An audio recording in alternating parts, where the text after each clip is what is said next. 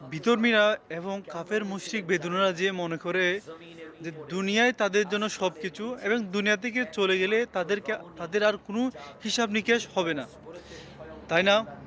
কিন্তু স্বয়ং আল্লাহ তাআলা কোরআনে করিমের ২০ নং সূরার ১৫ নম্বর আয়াতে বলতেছেন যে কিয়ামত অবশ্যই আসবে এবং আমি এটিকে গোপন রেখেছি যাতে প্রত্যেক ব্যক্তিকে তার কর্ম অনুযায়ী তার প্রতিদান দেওয়া যায়। অর্থাৎ দুনিয়াতে আমরা যে কাজ করে গেছি কিয়ামতের দিন সেই কাজেরই হিসাব দেওয়া হবে।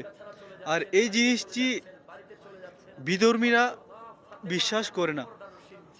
কিন্তু কিয়ামত অবশ্যই আসবে এবং আমরা দুনিয়াতে যে কাজ যে রকম কাজ করে গেছি এই কাজের প্রতিদান আল্লাহ তাআলা আমাদেরকে কিয়ামতের দিবসে দিবেন। তাই আমরা দুনিয়াতে থাকা অবস্থায় আমরা যে কোনো কাজ করার আগে আমরা সেই কাজটি আল্লাহর সন্তুষ্টি করার নিয়তে যেন আমরা যে কোনো কাজ সম্পাদন করতে পারি, তাহলে ইনশাআল্লাহ সেই কাজের প্রতিদান ও আল্লাহ তাআলা কিয়ামত দিবসে আমাদেরকে উত্তম প্রতিদান দিবেন। আর আল্লাহর যে উত্তম প্রতিদান দিবেন এটি তো অবশ্যই অকল্পনীয়।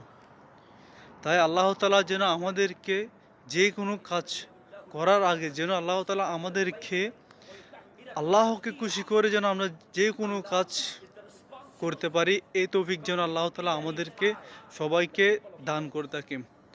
আমিন। ভিডিওটি ভালো লাগলে শেয়ার করে দিবেন। খুদা হাফেজ।